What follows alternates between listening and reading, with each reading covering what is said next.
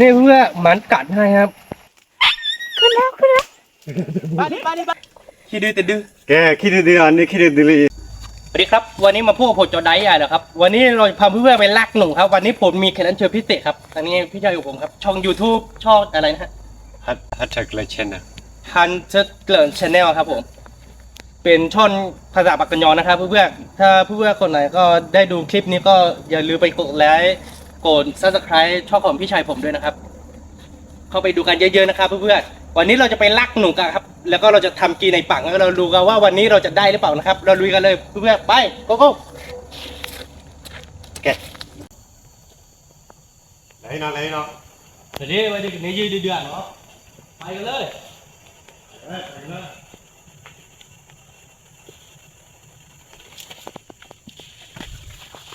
พี่หมอยืดดิคนเล็กว่าเราวันนี้ยืดนี่เสียงหมาไม่รู้หมาเขาวัวหรือเปล่าไม่แน่ใจหมวกเราหวานใช่ไหมแล้วเดี๋ยวเพิ่มถูกต้องเขาไม่เป็นหมวกเรา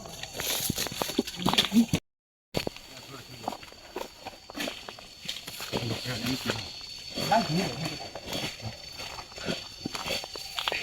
ไปนั่นนี่น้อง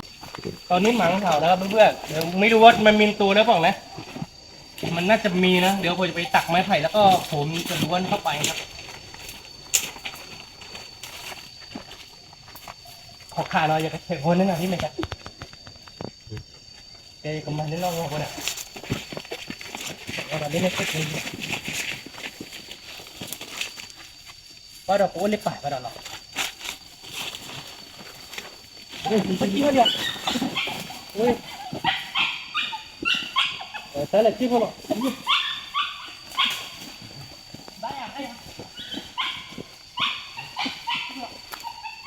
ได้ก็เที่ยวโอ้ยได้ที่นี่โอ้ยเดินเข้าเลยจ้ะ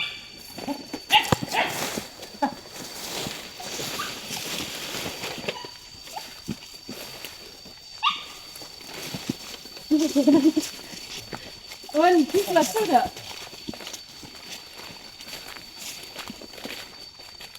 ตรงนี้เหมือนขึ้นไปข้างบนนะครับยืดข้อได้รับพอข้อเลยนะก็เมื่อไรขาดเด็กเลยเหรอวันที่เคยเลยเหรอวันที่เคยเป็นเล่ได้หมดกันมีที่ไหนกันบ้าง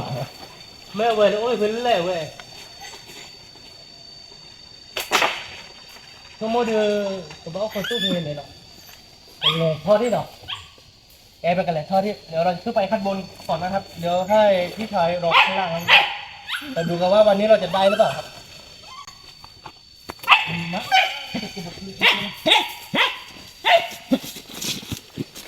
พี่กระเทียมนั่นแหละแต่ผมบูนี่ชาร์บ้าที่เอาเวทีเขาเลยเวทีเล็กๆรถอ่ะ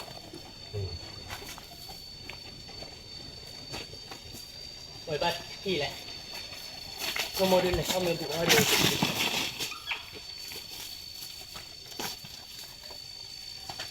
อ๋อเนี่ยต้องลองได้แบบเดี๋ยวดิสิเขาโดดเขาไปเตะกันเฮ้ยมาเฮ้ยเดี๋ยวอีลี่เทียอ๋ออีบลูเบ้ยังมึงวันเทียเจ้าเด็กเด็ดเนี่ยเว้ยมาเด็กเด็ดอีอะแต่เจ้าหูดิมาเทียดเดินอยู่เราได้สักวันไม่คุ้แต่เดี๋ยวมาเลยแหละพวกคุณจะได้หมดตลอดเนี่ยต้องพูดได้ไงเดี๋ยวถ้าแต่เดี๋ยวเราเดินที่เหลือเดี๋ยวผมโอ้ยแล้วก็เพื่อกะว่าจะขึ้นไปยืนหนุ่มข้างบนนะฮะนี่พอโดนตัวต่อยครับจุดแดงๆแล้วก็โดนไปหลายจุกนะมีตัวต่ออยู่ข้างบนเนี่ยไม่ไหวครับตัวนี้แสดงว่าผมไม่ได้ครับเดี๋ยวเราจะดูกันว่าตัวอื่นเราจะได้หรือเปล่าครับตัวนี้น่าจะไปครับมันมีตัวตอกอยู่ครับมีรังตอกอยู่แต่ว่ารังมันไม่ได้ใหญ่มากเดี๋ยวปล่อยเชี่ยเดินเอาไว้นี่นะจะเสือเธอต้นน่าเกถิ่ยู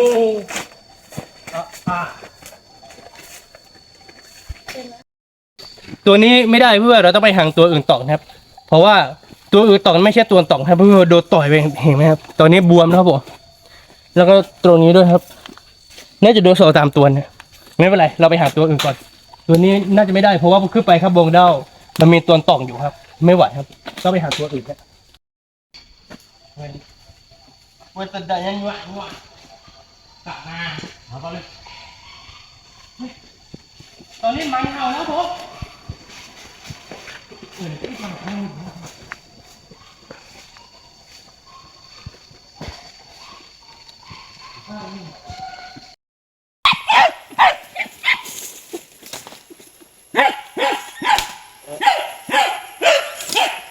ขาดอะไรอ่ะ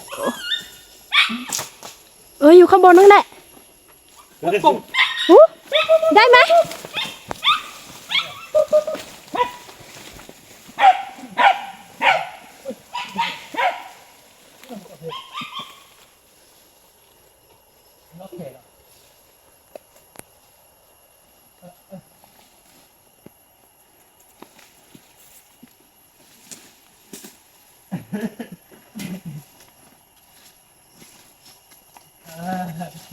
ตรงนึงเพื่อนยิงไม่โดนสักทีเลยยิงตั้งหลายทีแต่มันไม่โดนครับ เดี๋ยวอีกขาที่ขาบ้านเสาอีก ไม่รู้ว่าตรงนี้หนูหนีไปไหนแล้วครับผมหาไม่เจอครับ โอ้ได้ดีเลย เจอบัสเจอโกเปียวว่าเดียว โอ้โหนี่นะ ถ้าเดือนเที่ยอะไรที่ทำมุกตกกระดาษ ยังไม่เคยเลย อ๋ออย่าไม่เราถ้าไม่ติดที่โอ้ไม่ที่ยืนเลยอ่ะความก็ดีอ่ะ ยังไม่ ชาบลาเราจิ ไม่ใครช่วยหน่อยไม่ใครกับบ้านเลี้ยงเมื่อคนใด ว่าเจเลยโอ้โห เดี๋ยวเนี่ย ว่าช่วยเลยเฮ้ยเฮ้ยเฮ้ยอะไรว่าช่วยเนี่ยเหรอเว้ยไม่กระจักขันเนี่ยแบบเว้ยพับปีจะดินี่เพื่อหมันกัดให้ครับ เรายีได้2 ตัวแล้วไม่ได้ ดีที่มีหมาถ้าไม่มีหมานี่เรายังไม่ได้ นั่นเป็นดี เอาไว้วันนี้จะดื้อเลยเนาะว่า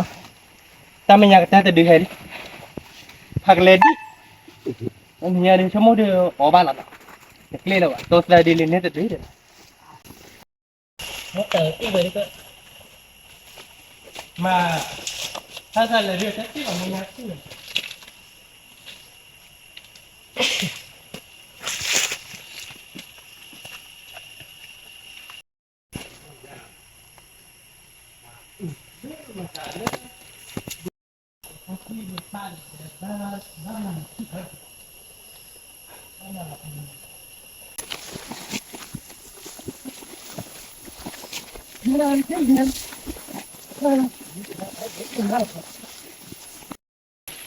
เดี๋ยวบ้านเดี๋ยวมาได้ไปนี่มันเสียแล้วเนี่ยหลับนี่เหมือน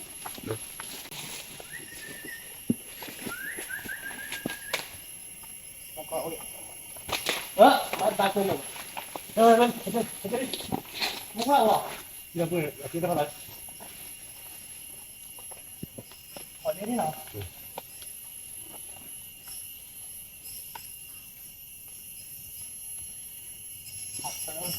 คือโรคเป็นอะไรก็หลายเลย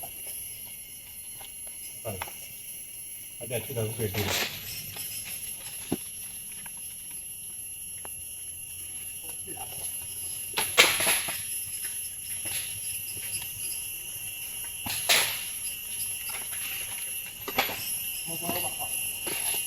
แต่เราอีนั่นแหละ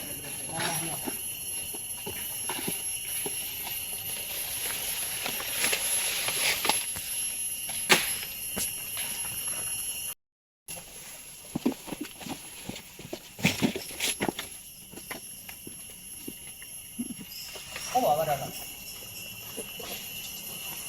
สมมติอะไรที่เป็นมงคลอะไร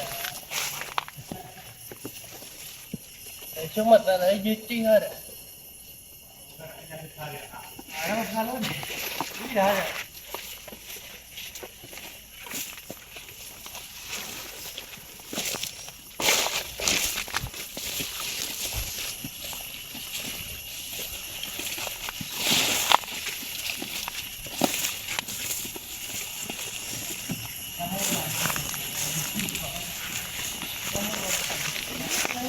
เ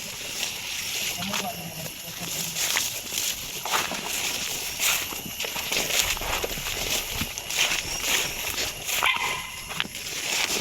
าดิ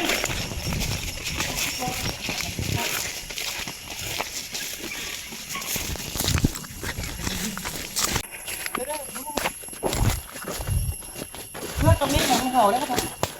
น่าจะเจอตัวนึงมาดูกันครับ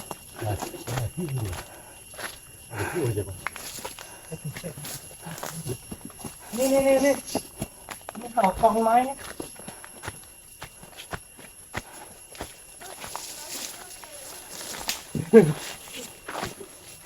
เอาตองไม้ครับเพื่อนหนูน่าจะมีนะครับไปดูกันว่ามีป่ะนี่ตองไม้ตรงนี้ก็มีรูนะครับนี่เนาะ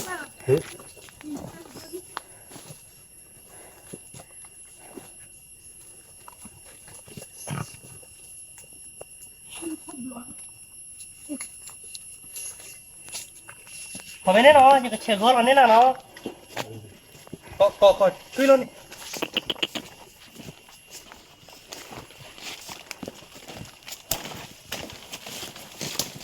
หมอดิช่วยหมอดิโก้ตื่นดิล่ะโอ้บ้าขอบบ้านอ่ะแล้วกูดูไปบ้านขอน้องไงเดี๋ยวก็เมื่อจอขอบขายดิ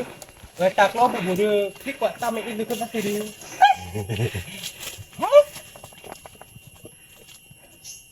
ลุงเนาะ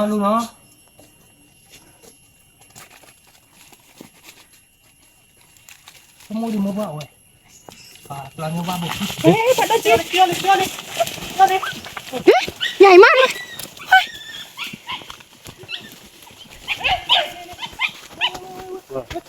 อยู่นี่ 이거 주자.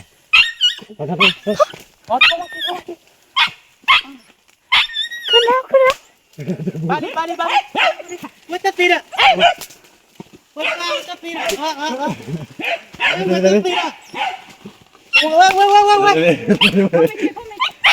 왜ค่ะสาระ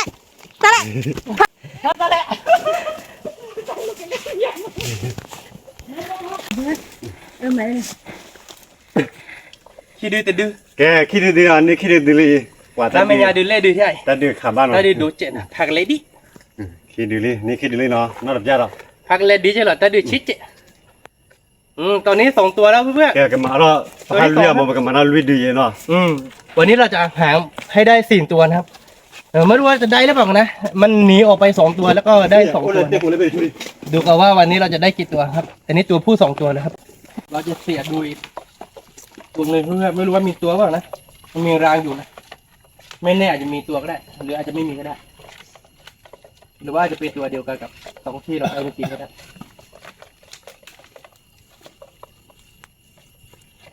ต้องบอกว่าเดี๋ยวหรอกว่าเพลย์อีอะค่ะยังไม่รู้เยอะชาลชิไม่รู้เยอะแบบอะไรนอร์บาชันไม่รู้เยอะเนี่ยสักที่ละชัน 와 เอ้เนาะเราพูดมากันดูตาลูกครับผมโอ้แกจะต่อตาให้อ้อยเราบอกอ้อเปียกมั้งแม่ตาชี้จ้ะนะตาโตเลยจ้ะก็ดูตาขาตาโตเนาะอ้อตันเน่ว่ะเราพูดมาน้องน่ะเสียยาสาดโอ้บ่ะ 나가 손 แกก็ดูโคตาโตทำไมไม่ได้สองเลยเนาะดีที่ต่อที่คิดโตใช่หรอ พูดมันจะอ๋อเป็นนี่เราเปล่า บ้านเนาะเดี๋ยวบ้าเวี่ยงไม่น่าค่อยเลย ตัวหรือว่าอะไรที่นี่นะ คือนี่เขาเรียกว่าลูกอะไรผมก็ไม่รู้ครับ อันนี้นี่หรอ ถ้าเป็นภาษาไทยนี่เนาะว่าคืออบอยู่มันแล้วตามีใช่ไหมตาเขาวิ่งเดี๋ยวชั่วโมงเดียวเมลโซ่อะเดี๋ยวชิวิชีระโมชีระลูกยังไม่สุกครับเพื่อนๆกำลังเปรี้ยวนะก็อร่อยนะครับไม่รู้ว่าเราจะได้เพิ่มหรือเปล่านะตอนนี้ฟันมึงครึ่งแล้วเพื่อนๆแต่ไม่รู้ว่าเราจะได้หรือเปล่านะเดี๋ยวเราจะไปไล่กันหน่อยนึงครับเผื่อว่าเราจะอาจจะเจออีกสักตัวนึง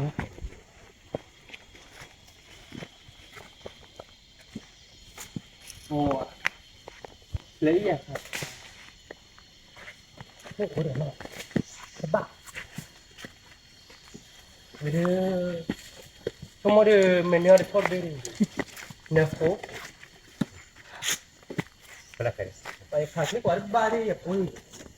ใส่เยอะตาหน่อยเนี่ยบ้านอาจจะดียังไม่เจอหนูเลยเพื่อนๆเลยของผมไม่รู้ว่าจะได้เพิ่มหรือเปล่าเนาะตอนนี้ก็คือให้หมาไปล่านก่อนนะครับไม่รู้ว่าจะได้หรือเปล่าแต่ผมมาช่วยแหลนเนยเลยที่อ่ะมาช่วยแหลนเนยนี่แบบนี้เอาละดูเดี๋ยวช่วยแหลนเนยได้เลยที่แหลนช่วยหลอกมาดิอยากแค่คือแค่เนาะเป็นเราไม่เงาแบบนี้หน่อยคือเราวิ่งมาโคตรอาเลยโคตรอาไปเดี๋ยวแบบพวกเมียเนี่ยวิ่งมาดูว่ากี่เนาะบอดดุนู่นในป่าดอดูเนี่ยเพื่อฉาดุหน่อไม้ก็มีเยอะนะครับเพื่อนหน่อไม้ก็มีเยอะเข้าป่าแบบนี้ถ้าเก็บกินก็น่าจะได้กินเยอะแหละแต่บัดคือเราหาหนูไม่รู้ว่าเราจะได้เพิ่มมา2 ตัววันนี้เดี๋ยวเราจะไปทำกินที่กระต้อมให้ไปกันเลยเพื่อนไปขึ้นมอนี่ไงดินักป่าหอยนี่ของนี่มันไม่คนอะไรวะ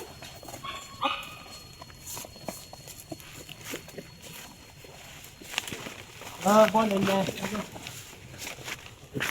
ชุดปูที่จะเลยชุดโพสต์เลยตั้งที่นี่เลยชุดกระโปรงแค่แบบผม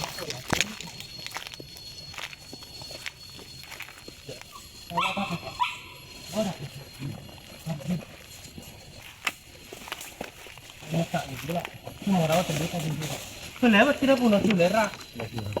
อ๋อแล้วพูดถูกไม่ได้เลยมันมีอยู่ไหม Nó cũng chịu đấy bạn ơi. ต้องรอได้เลยหัวป่าลุ่นกัน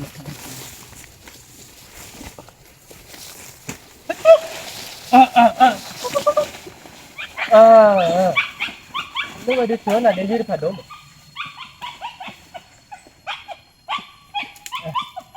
อันยอดซีเลยขัดมาได้บ้างซีได้เกิดจากนี่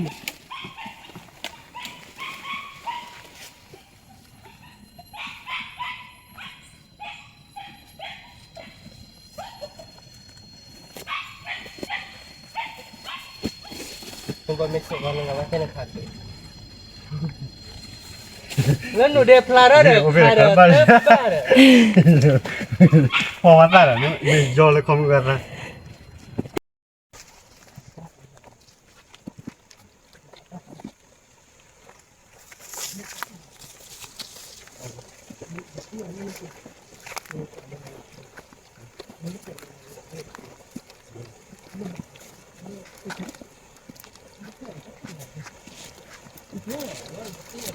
Ama bu kene olmadı.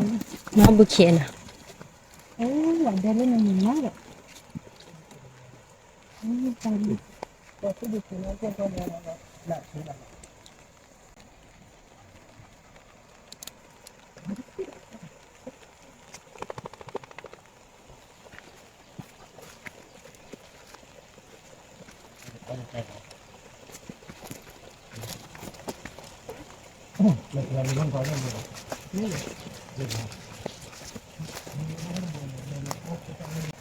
Đây kia nó lại rồi.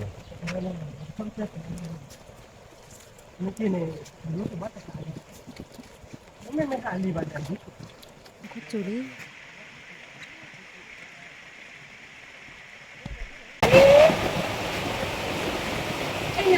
มาเพื่อนๆเราจะไปทำกับข้าวกันในกระต้มของชาวบ้านหรือเราจะอนุญาตให้เราไปทำกับข้าวหรือเปล่านะครับผมว่าคุณน่าจะรู้จักกับเขานะครับเพราะว่าหน้าตาผมเหมือนโจรสลัด Ini kan lekor dia. ทางแม่น้ำอะไรนะครับ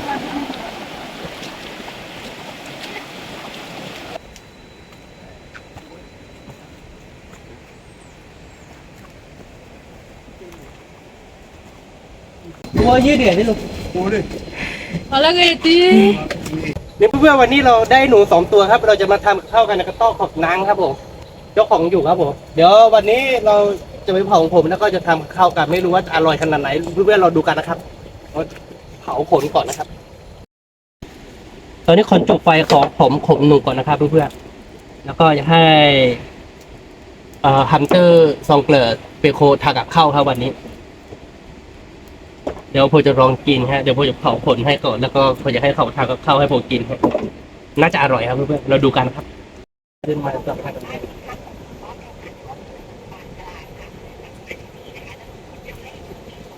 นี่เพื่อนๆตอนนี้เราเผาผมนะครับ แล้วก็ให้พี่ชายของผมแล้วก็เผาทำขี้เพี้ยนครับวันนี้เราจะทำขี้เพี้ยนกินนะฮะใส่ใบมะนาวแล้วก็เราจะดูกันว่าอร่อยหรือเปล่าผมก็ยังไม่เคยกินนะแต่ก็ขี้เพี้ยนหนูก็มันก็น่าจะอร่อยนะเราดูกันว่ามันจะอร่อยขนาดไหนครับถ้าอร่อยก็บอกว่าอร่อยครับถ้าไม่อร่อยก็ต้องบอกว่าอร่อยนี่ก็ของคนก็เป็นอะไรกันเนี่ย Mantap kita ni takut tak tidak. Kita tak tidak tu.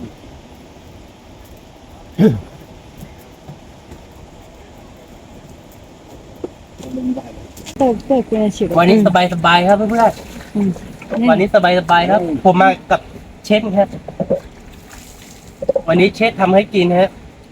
คงจะอร่อยน่าดูครับเราดูกันนะครับเพื่อนๆวันนี้รอนกินอย่างเดียวครับผมสบายนะครับผมเว้ยดีให้เด้อปวดเตี้ยได้ผมมอนอ่ะเว้ยดีเตี้ยได้วิ่งมาแต่อ้อไปแล้วเว้ยเตี้ยได้ที่อ่ะเดี๋ยวเราให้เตี้ยได้เปลี่ยนเอาชั่วโมงเดียวเว้ยเตี้ยได้วิ่งหรอกบอกว่าเดี๋ยวพูดเว้ยชั่วโมงเดียวกูวิ่งพัน Kayak pakai sila nai. Gila.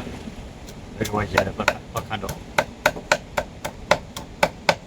Pakado mau tu, tapi jualan, jualan dia tinggal ni. Jualan ni lek kuat. Lah jual.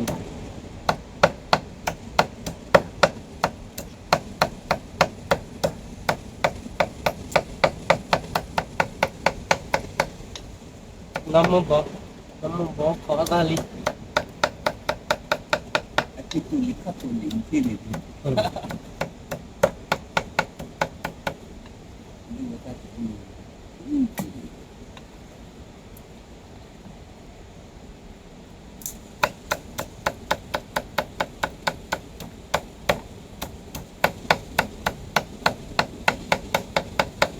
juga di sini ada. วันนี้ผมจะได้กินของอร่อยๆครับเพื่อนๆดูกันนะครับนี่คนนัดอร่อยโคตรจะอร่อยน่าดู Dan cap ini tu wali. อีกแค่นี้ Usah lah, usah pacak. นี่เพื่อนๆวันนี้เราสับหนูเสร็จแล้วครับ เชฟของผมฮะไอ้นี่พระฮันเตอร์โซเกอร์ชาแนลครับวันนี้เขาจะทำกับข้าวให้บ่นกินครับเราจะใส่ใบมะล่างแล้วก็ใส่ตะไคร้แล้วก็ใส่ขี้เพี้ยงฮะวันนี้มีขี้เพี้ยงด้วยครับผมเราจะดูกันว่าขี้เพี้ยงของหนูมันจะอร่อยขนาดไหนครับเพื่อนๆคือผมก็ยังไม่เคยทำกินนะเดี๋ยวผมจะลองดูว่ามันจะอร่อยไหมนะครับเพราะว่าเชฟของผมก็น่าจะเก่งนะทำกับข้าวเก่งนะเพราะหน้าตามันหล่อครับส่วนผมก็พอใช้ได้ครับ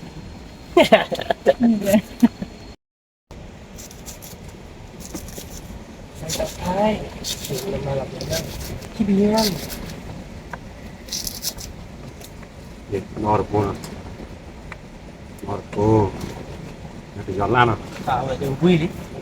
Ah, dah jualan di ubah dia pilih dia masuk lah. ใบขมิ้นนะเพื่อนใส่ตะไคร้ใส่ใบขมิ้นครับ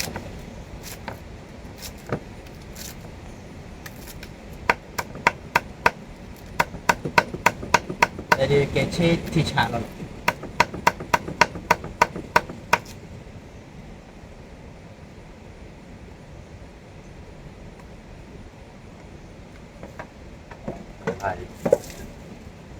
Ah, ni sekarang pada tiba di kaki tu.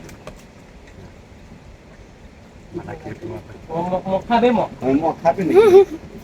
Kan tu. Mau ni okey le. Kita kayak kewe pakado no. Okey bah. ผักรากเหรอผักรากหรือว่าใบมะนาวเนี่ยตัวข้าวอยู่ใบราก Pakado le. ข้าวต้องเป็นแบบนี้ Ni na. เดี๋ยวอีกข้าวเนี่ยตัวข้าวโดยเดี๋ยววิ่งไปตรงนี้เดี๋ยวที่ต่อ Ni tu iba cuti panah weh. Ini apa kok dia? ใส่ใบมะระเพื่อนใส่ขี้เพี้ยแล้วก็ใส่ใบมะระด้วยมันน่าจะขมน่าดูนะมันน่าจะอร่อยนะเดี๋ยวกันเนาะถ้าอ้อนวิ่งต่อแต่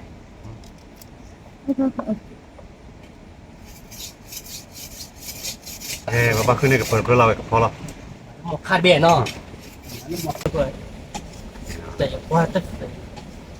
แบบตะไคร้พวกเราคิดกลุ่มเลย เว้นที่ชาลอ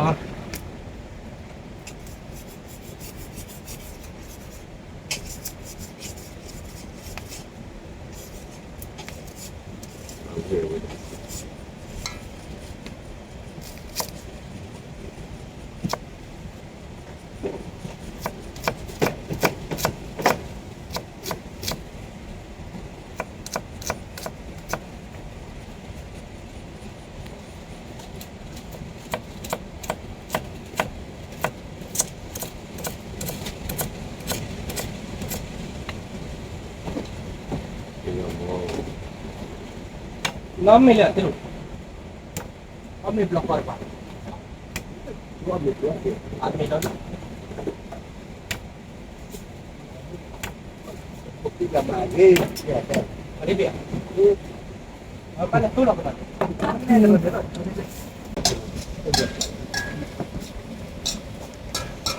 พอแล้วพวกท่านป้ามาเสียง ทางให้เช็คทางกับข้าวที่กระต๊อบขอดนางครับผมขออนุญาตเจ้าของนะครับผมคือผมมาทำกับข้าวที่กระต๊อบแล้วก็ของเขากินด้วยครับ ของเขาเรียกว่าอะไรเม็ดมะม่วงหิมพานต์ครับ เจ้าของก็เก็บไว้ผมก็ขอนกินครับมีอะไรที่นั่นกินก็ของไปเลยเพื่อนๆเวลาเราของได้ก็คือกินเยอะๆเดี๋ยวไปเผากินนะครับเพื่อนๆดูกันว่ามันจะอร่อยขนาดไหนครับนี่นั้นจะเผาให้ดูครับ เราจะดูกันว่าเขาเผากินยังไงครับ ผมก็ยังไม่เคยเผากินนะครับแกปะบ้าโคบเหรอ มาคุยอีบะมูกินเดี๋ยวที่ผัวไปนั่น อามูแล้ว ทำบ้านผักก็เหนื่อยเนาะ อาบ้ามเหรอไม่ใช่ ด้วย เพื่อนๆดูครับตอนนี้นั้นเขามันม้วนหิมพานต์ให้เรากินครับงกขนกินครับผมนับดังครับเพื่อน ดูเพื่อนมะม่วงหิมพานต์มันบีแบบนี้ครับเห็นไหมด่าเม็ดมะม่วงหิมพานต์เนี่ยโคตรจะอร่อยน่าดูนะเพื่อนๆเรายังไม่เคยผลกินฮะน้ำเขาเผาให้กินฮะวันนี้ก็เรากีเข้าด้วยกันฮะให้น้ำกีเข้ากับเราครับ เรามาทำกีที่กับโต๊ะคนไหนครับ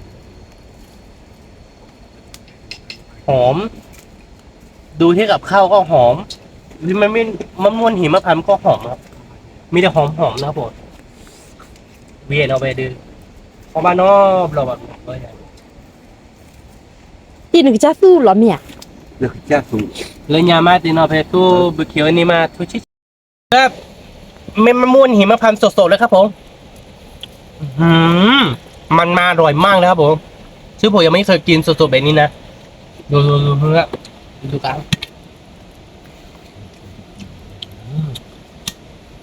วิธีนะที่รู้นะวิตซี่อ่ะดีจังวิแต่เลย อยากคุยกันบ้างคุย ผมว่าคนที่รักคุกเกอร์ค่ะ เราถ้าสุดท้ายนี่คือลุยเอง เพื่อเม็ดมะม่วงหิมพานต์มีมันน้ำมันหรือว่ามันเยอะมากนะครับผมดูพันคือเต็มนะครับผมนี่เขาไปทานน้ำมันเครื่องบินหรือเปล่าครับ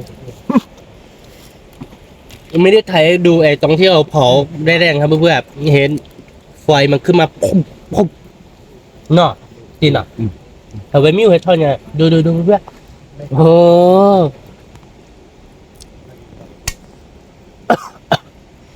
มี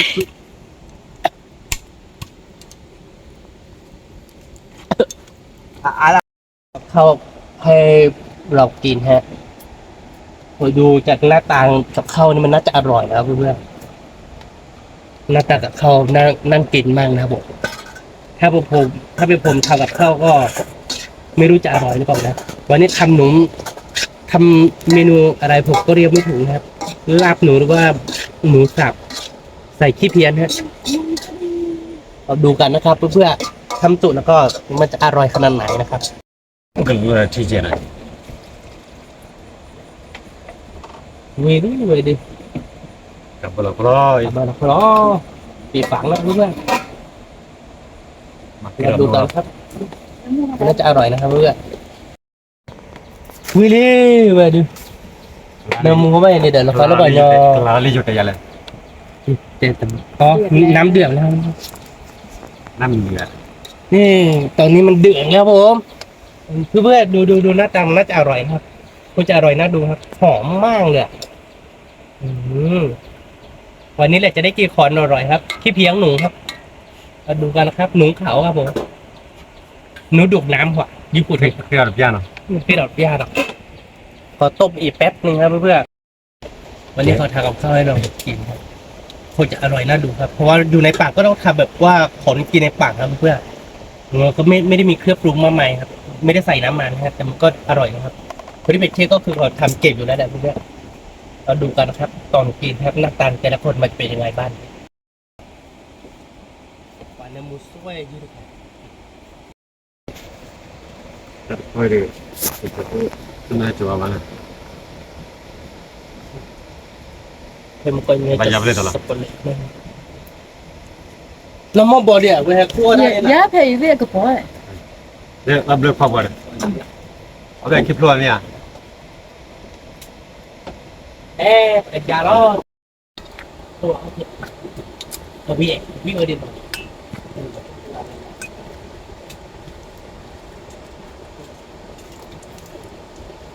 ถ้าหรือว่าบุญเองหรือว่ามันกินบ้าแล้วมันกินบ้า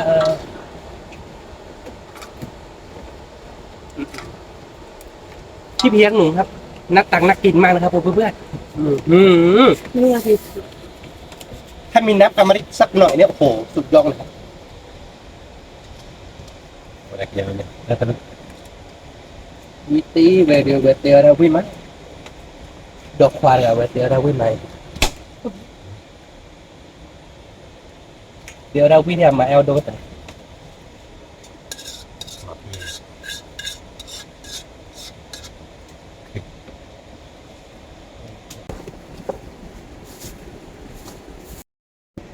เอาละครับเพื่อนๆตรงนี้ก็คือถึงเราทำกับข้าวกันเสร็จแล้วครับเชฟทำกับข้าวเสร็จแล้วครับผมทันเจอ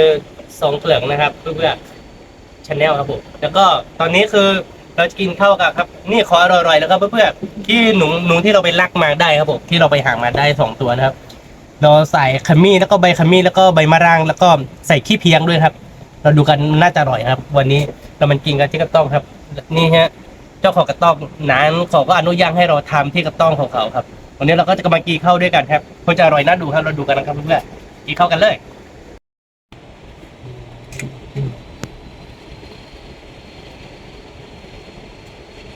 Banyak juga deh. สุดยอดแล้วเพื่อนๆอร่อยมากเลยครับผม สุดจัด เต้เดี๋ยวเต้เอง พี่เพียนหนูก็อร่อยเหมือนกันนะเนี่ย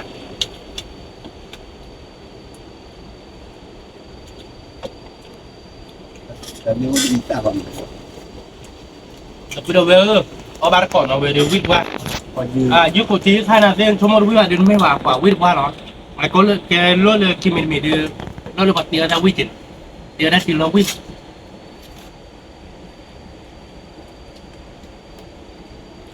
วิกว่าหม้อเราเลย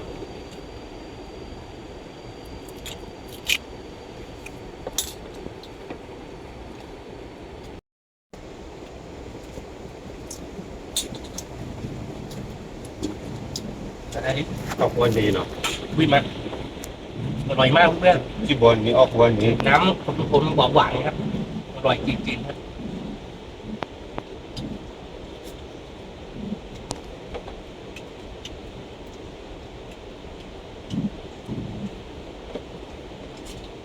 Mungkin ada di bawah aja. Ini di bawah tu. วิ่งมาวิ่งมา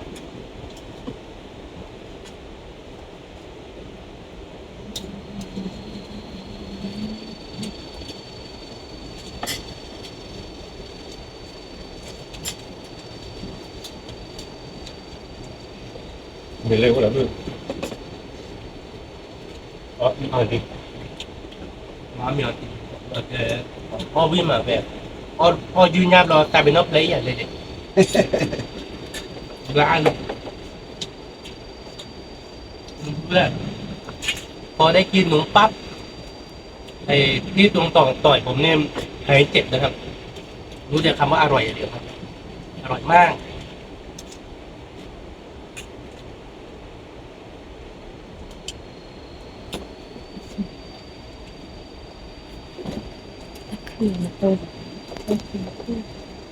วิ่งมาเนาะ Như vậy. Vì đi. Cái gì nào? Ya gì là mưa. Tapi lalu kalau anda muka jadi sekolahnya aja dia. Cuma dapat di sekolah ni loh. วิ่งมาแล้วคือแบบร้อนจริงๆพอบ้านร้อนรออยู่แบบเย็นนะ Rồi chứ không có đâu mà làm. พอดูวิติ้ง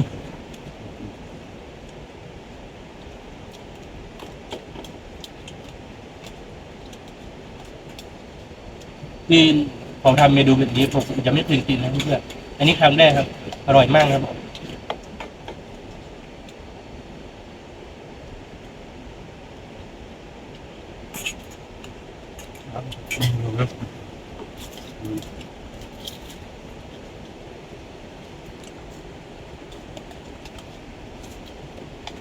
Kita om ni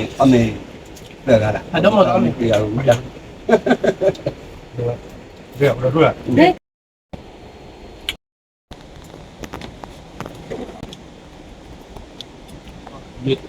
ยืดตัวเดี๋ยวยืดต้นไม่แบนหรอกยืดประมาณจะเอาวิ่งใหม่ Om ni pak. Tiap tu dah kau jadi luar tahu ni. Thật là thật. Tại vì thì ai cũng nè. Ngài đang 10 คะแนนเต็มมันไม่100ไม่100เต็ม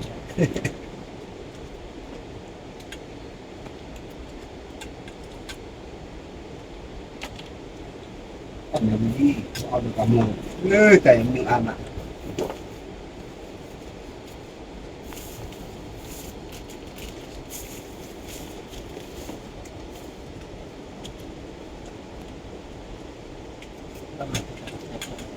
Mình nói là mình phải đi lên xe cô đi bạn.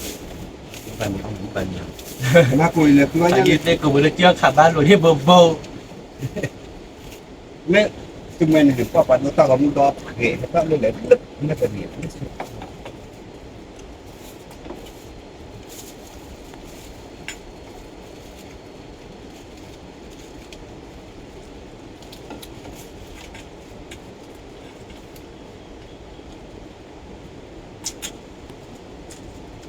Nó ra lực lịch